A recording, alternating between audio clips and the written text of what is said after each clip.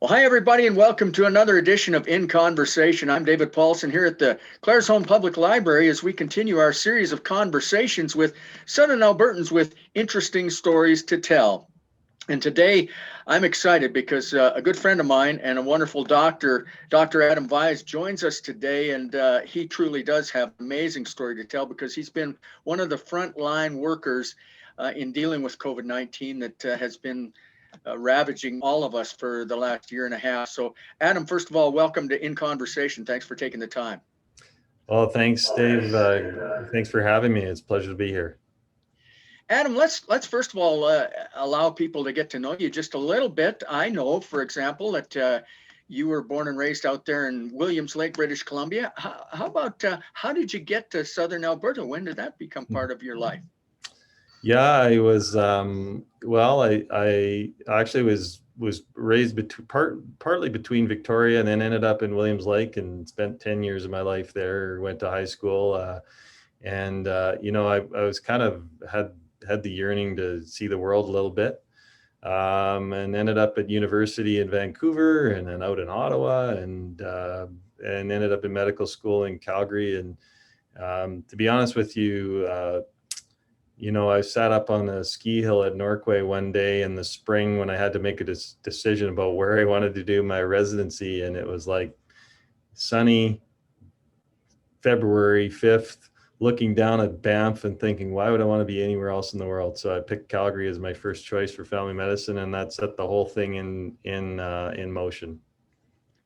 Well, we're awfully glad to have you in Southern Alberta. I can tell you that for a fact. Now, I got to tell a story about Dr. Adam Vyse that'll tell you a little bit about the kind of person he is. I worked at the Bayou Ranch National Historic Site as an interpreter for about 6 years. And one of the things we did with our guests is we'd put them on a wagon. We'd have our teamster, we'd have a couple of percher and horses and an interpreter, in this case, me, on the wagon. And we would tour the ranch with the various guests. And Adam was touring one day with his son. And one of the things we always did is we'd get to the creek. And we'd get partway through the creek, and my teamster, Don Wilson, would always stop the horses right there. And we'd kind of have some fun with the kids and the adults. And I would say, it looks like we're stuck. Kids, stay right where you are. Adults, jump off and into the creek, and you're going to have to help us push. In all my years at the Bayou, there was only one individual, one adult, who actually did jump off the wagon into the creek to help push, and that was Dr. Adam Vyse. And I always thought, man, and I remember the look on your son's face at that time, like, oh, this is my dad. Wow, what's going on here? But it's great. So I always remember that about Adam Vyse. So it's great that I'm able to talk to a friend today as well as a great doctor. But Adam, I want to turn serious for a minute and talk a little bit about your first awareness and the first awareness of the medical community in what was happening with the pandemic as COVID-19 started to rear its ugly head.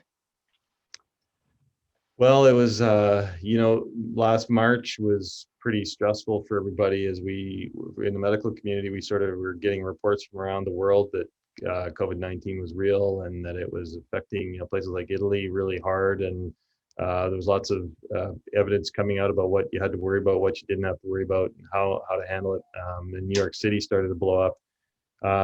In a small town, we weren't sure what to expect at all. I mean, if we knew that if lots of COVID patients came to us all at once, we imagined being sort of overwhelmed with people needing, struggling to breathe and that sort of thing. So we did all of our preparation and all our sort of critical care stuff to kind of try and get ready and gather evidence from around the world.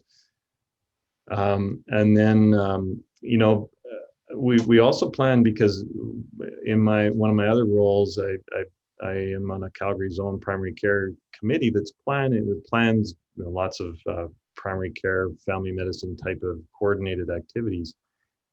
And it struck me that COVID, in spite of the fact that it caused lots of people to get really sick, most people actually were not very sick. In fact, 90+% of people didn't ever need to see the hospital. We knew that back in the middle of March. So we thought we best prepare in family medicine. I mean, where better to look after patients who have colds or have flus than in a family practice clinic? And especially when we know our people, we can phone them up and talk to them and walk them through these things. So we've done some planning that way in March, and all of a sudden in April, we got our first cases through the emergency department. And at that time, the testing was hard to get. It took a few days to get results back, and our ER docs started saying, "Hey, we on our chat groups, hey, I saw this person looked like it might be COVID." Someone else would say, "Yeah, I saw two," and this was right before Easter. And by the Easter weekend, we had talked to some officials who said, "Yeah, we'll investigate and whatever." And over the Easter weekend, it just kind of there was a dozen, and then there was 30. And then we realized that it was all we knew by then it was coming from workers at Cargill. And that's when we realized we had a big problem. Now you were, as I said, one of the frontline people with dealing with Cargill. What was this particular challenge with that? It was early days. I mean, that was the first big outbreak. It still remains. I don't know if it's the largest, but it was for the longest time the largest single source outbreak in North America. And so there's a lot of people who work close together, who drive to work together in carpools, who live in communal situations. A lot of people who don't speak English as a first language, barely speak English as a second language, don't have familiarity with the Canadian healthcare system, maybe are fearful and distrustful of authority. That's why a lot of them are refugees and have come here to escape authoritarian regimes and things like that. So it was, and these were the people that were also getting sick and then fearful that they might lose their job if they got sick, and so they were really skeptical to get help, and so it was really tough to try and try and figure out who was sick, who wasn't sick, how to manage this all. And normally, as you can tell in the press, I mean, this is a public health kind of issue. It lands in the realm of our public health department. So one of the issues with our healthcare system is it is really siloed, and we don't often have a lot to do with each other's departments. So it was a real challenge to know who was doing what when it first started. That's for sure. Would you say would that be one of the biggest challenges, or were there other major challenges early on that you and your colleagues had to deal with? What were the biggest challenges early on with dealing with this? Yeah, I think that the biggest thing, really, from our point of view, the things that we could control, we knew that there was lots of sick people, so we had to figure out how to reach them. We knew that if we could get a hold of enough people and sort of just make sure they had accurate information, they knew what they were supposed to do. They knew they were supposed to isolate. They knew they were supposed to not go to work if they were sick. They knew that if their family members worked in other places, like a lot of our nurses and nursing attendants and support staff at the hospital, for example, are married to or live with cargo workers. So we had to convince those people not to come to work because they might be exposed, and so figuring out how to reach those people, and a lot of people all at once, was challenging. And then we had to figure out how to get all the test results back, because there's lots of privacy issues around that. So, and yet, it's a major public health kind of crisis. So we needed to know where this virus was. And I mean, at that time, we were convinced it was going to rip through the whole community, because that's what it looked like, right, around the world. It sure did. And we were worried about our long-term care residents. We were worried about all our seniors' homes that, one case gets in and it looks like it just spreads like wildfire. So those were really big challenges at the beginning. And once we alerted the authorities, we actually had major support from all levels of the healthcare system, and it was like a major team effort. We had authority from all up and down the Alberta Health Services and Alberta Health uh, sort of chain of command. So that was really impressive. One of the things that it feels like to me as an outsider looking in that would have been a challenge is the fact that there are people, and including people in high positions, making decisions who aren't basing those decisions as much as they needed to on the science and on the medical side, and they were almost political decisions. In fact, how big a challenge did that or add another layer of problems for you? Yeah, I mean, that's this. Unfortunately, again, I think unfortunately politics has crept into this whole pandemic much more than I would have ever imagined it would. Although I think if I'd have probably stopped and thought about it for long enough, I probably would have realized that it was inevitable to happen that way. But yeah, I mean, that's a huge challenge. I mean, at that time, like shutting down a major factory would have been, that would have been the first time in Canada probably that a major workplace was shut down, and how to go about doing that. You know, what how do you make that decision? How do you make that call? Is one case too many? Is 10 cases and not like, so there's lots of decisions like that, but we just realized those things were out of our control. And so all we could deal with was the things that we could, that were, we focused on patient care. So that's basically our unifying theme as to whether this is our problem or whether it's somebody else's problem. So this is a patient care issue, and if our patients have care needs that are being impacted, then that's our realm, and that's our responsibility. So I think that's kind of where we addressed it, and we realized early on that as family doctors in a small community, we're an incredibly powerful resource, in spite of the fact that our voice had not been a dominant sort of feature of pandemic planning at that point. We were the people we were the group that the population trusts as much or more than any other group out there, and often well more than unfortunately than our public health colleagues who are trying to get the message out. Yeah, I think you're absolutely right about that. Now, as things have gone along and we've been through two or three waves, and then along comes something called the variants, and that added another layer of complication to this thing. And can you just talk a little bit about that?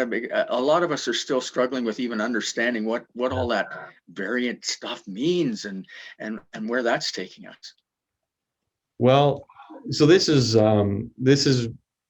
maybe, I don't know whether we'll touch on this, but this is where this pandemic has brought the normal scientific discussion, the normal scientific process, and has brought it into prime time. So where these things, these discussions, this sort of process happens for us all the time, and no one ever hears about it, and no one cares about it, right?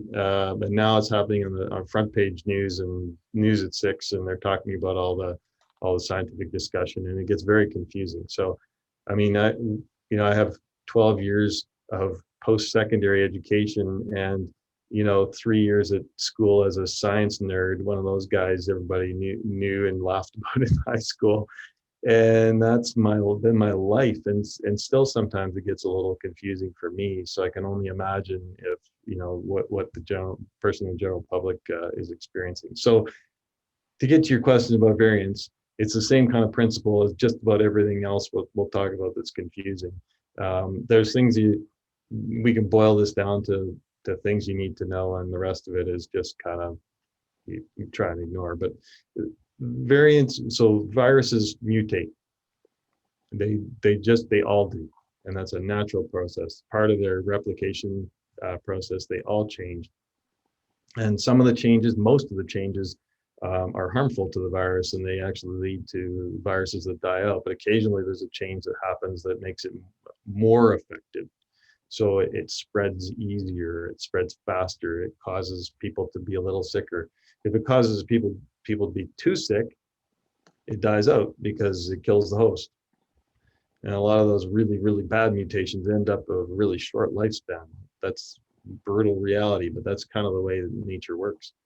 So these variants of concern are variants that have that combination, that they spread a little quicker, they spread easier, less contact before someone else is able to contract the disease, and they may or may not cause a little bit more severe of an illness. So the first ones that came around were the UK variant, the B117, and that started spreading. My relatives were asking me about this back in October, my English relatives, and that didn't take. It took about 3 or 4 months before it came to us from the UK. And because it transmits faster, it becomes the dominant strain, and it's pure math. It's actually grade, well, having helped my kids through math, I think it's about grade 11 math when you learn about exponential growth. And so anyway, my daughter tells me there's a video game called Plague Inc. And she played Plague Inc. In fact, her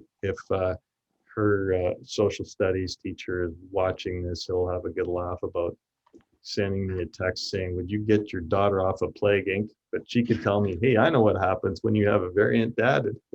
It transmits faster. And that's all that's going on. So the big concern, obviously, is that right now our biggest deal is that if these variants have mutations that make them sufficiently different from prior versions, then maybe the immunity that we get either from having had natural, like having had the infection, so we have immunity from having had the infection, or the immunity that we get from a vaccine, that it might actually evade that immunity. And that's the thing we're concerned about the most. So the current one that we're watching is this the B1617, or Delta variant they call it, that came first sort of isolated in India. And I know there are cases in Alberta now, and so we really, really, really can't let that thing go, because it affects people who are either non-vaccinated or have only one shot. People that are double vaccinated appears to be adequate to stop the spread of it.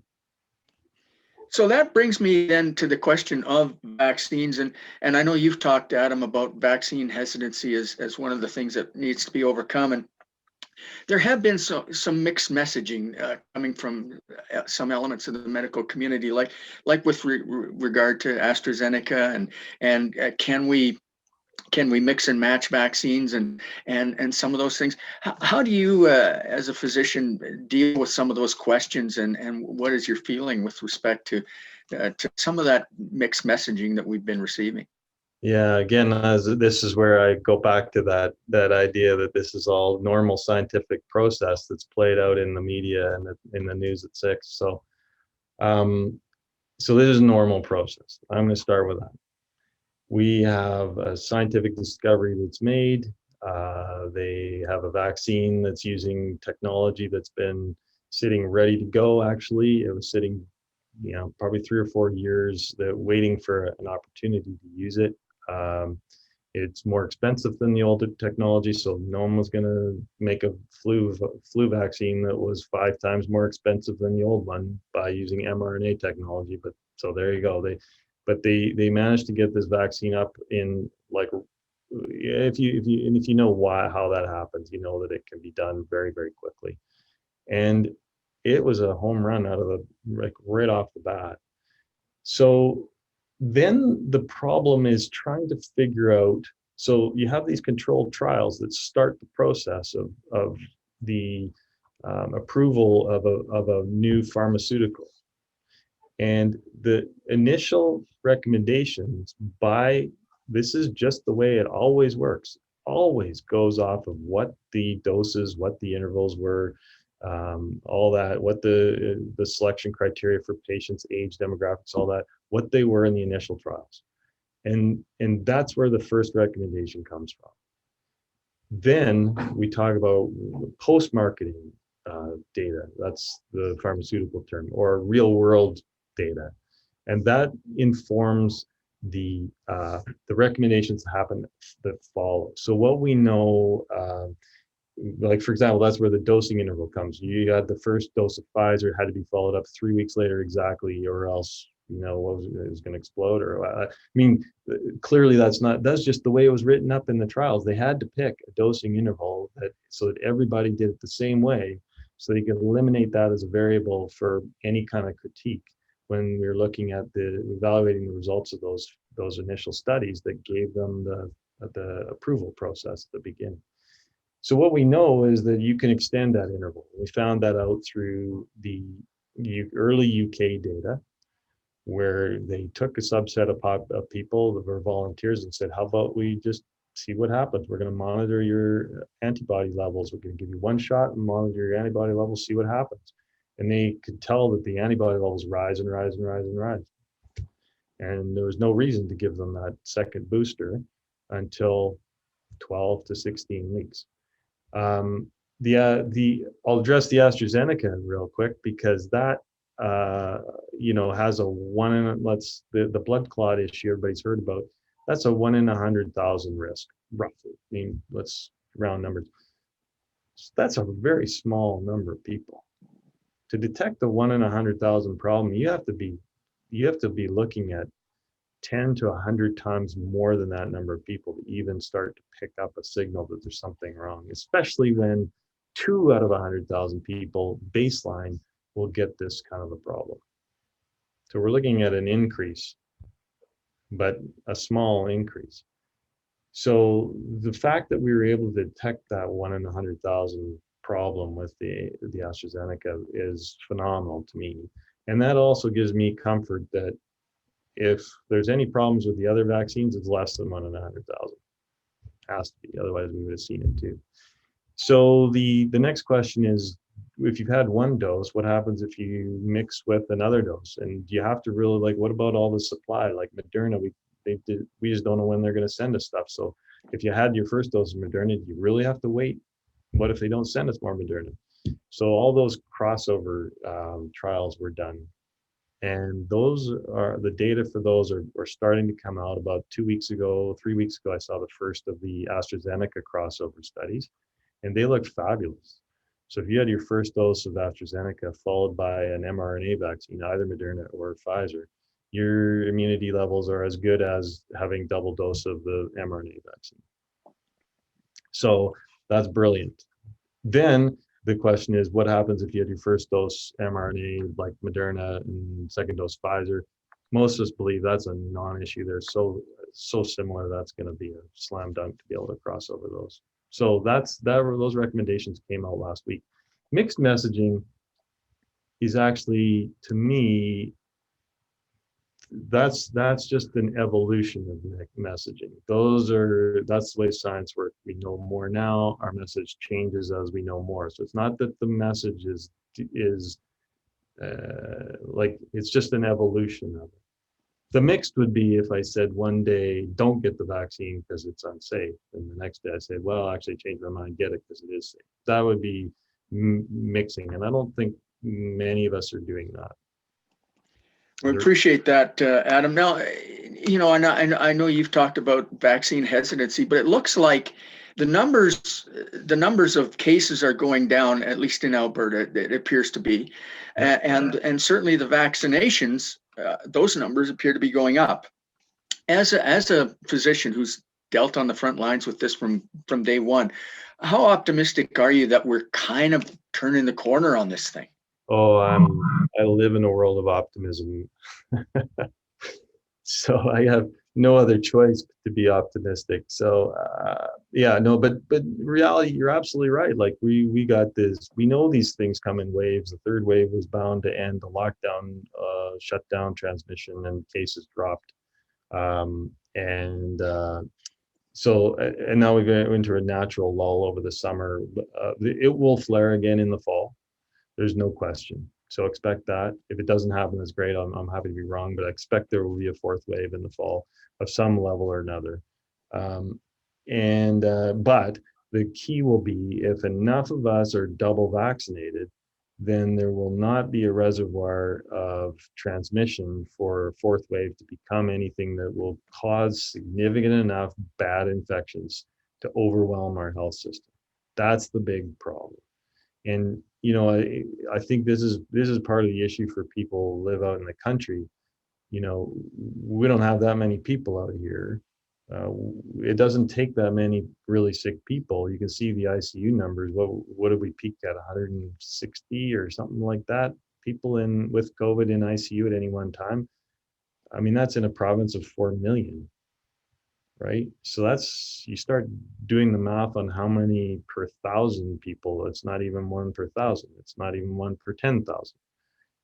So you have a town of 10,000 people. Odds are there's not one of those people in your town that's contributing to that ICU number. So it's a population dynamic that feeds the ICU, and that's the big issue. So I'm very optimistic. I think we're past the worst of this. I think we have this momentum that's picking up for the vaccination. We've got huge numbers of vaccines coming into the country. We've got some. We're figuring out how to vaccinate a lot of people all at the same time, like really fast. So that's good. And our hesitancy rate is dropping. I think. I mean, if we can address the hesitancy thing, I've done a lot of work with this. There's one of my colleagues at the UFC is a public health researcher, Miles Leslie. He approached me with a bunch of ideas, and we've been working together for 6 months. So we've identified that hesitancy is not all the same. People have different things they're hesitant about. And we are convinced that there's a large number of people that are smart, that are educated, and they just are doubting for whatever reason. We call them the educated doubters. And I know, not to put a label on anybody or anything, but it just kind of helps frame who that is. These aren't people who believe in that are conspiracy theorists or believe that there's microchips in the vaccine or something, right? It's regular smart people who care about their health and care about the safety of their family, and they just want to be sure, and they just are not quite sure. Like you say, you hear different things from different people. You hear maybe some messaging that doesn't make any sense. Like, why can't I go golfing? How's that going to spread coronavirus? And then the same person's telling you to get a vaccine and don't worry about it. And then you hear, well, wait a second, maybe you do worry because you got a blood clot. And what are you supposed to know? So our overwhelming message to people is, public health messaging is there to serve a population purpose. It doesn't make sense on an individual basis often, but it's there to help the population act in a way that prevents massive numbers of people showing up in our hospitals. The vaccination science is completely separate.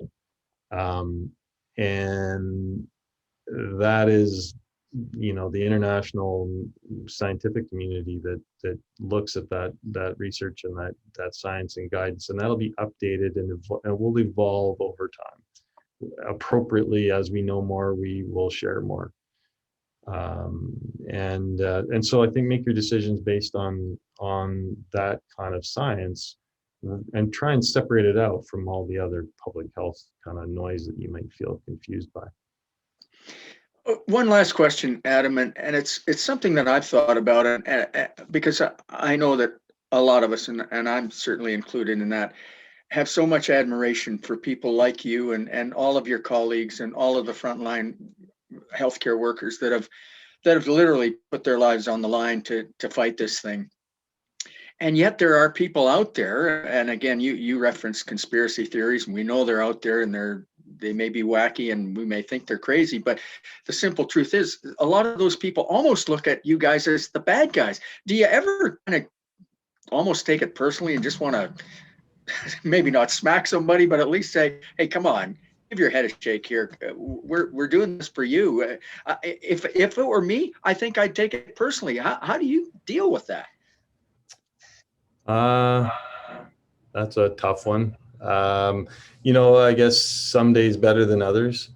This isn't the first time that we've dealt with people who are skeptical or who don't like recommendations or don't follow recommendations. So I guess, in my world, that seems really obvious, but people smoke and we don't think they should smoke, and people, drive too fast and maybe we don't think they should do that, and they drink when they drive and we don't think they should do that. And so we try not to judge.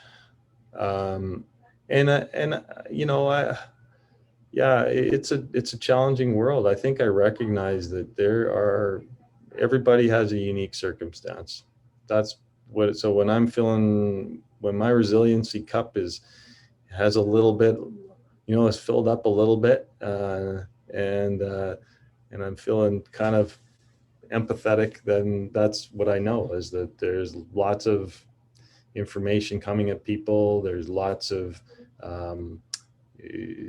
different opinions out there, and everybody has their own circumstance. And let's face it, I don't want to wear a mask. I have no interest in wearing a mask. I hate masks. They drive me crazy. I don't want to wear a mask out in public. No interest in that. So I want this all to be over as soon as I possibly can.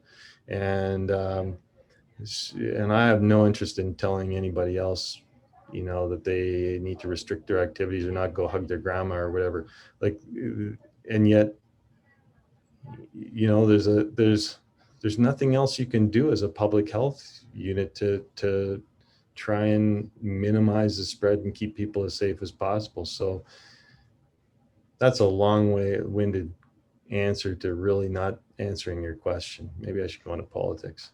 No, well, I'll tell you, no, you answered it very, very well, and as you did all of the questions today, Adam. First of all, I want to thank you again for taking the time. I know you're at emergency at the High River Hospital, and to take the time out from, I know, a busy schedule to do this. Thank you so very much, and thank you to you and all of your colleagues for all that you have done throughout this crisis, and will continue to do. We really truly do appreciate all of your efforts, and thank you so very much. Well, thanks, Dave. Thanks for the opportunity. Thanks for the voice, and all my best to everybody who's watching. And let's get through this all together. And can't wait to hear your voice calling the rodeo, brother. I'll be looking forward to that as well. Thanks a lot again, at Dr. Adam Vyse. And ladies and gentlemen, that's our edition this time around. But In Conversation, of course, is up on YouTube at the Claresholm Public Library spot. So make sure you check out this conversation and a whole bunch more of great conversations with interesting Southern Alberta folks like Dr. Adam Vyse and the stories that they tell. Until next time, I'm David Paulson saying so long, everybody. Thanks for watching.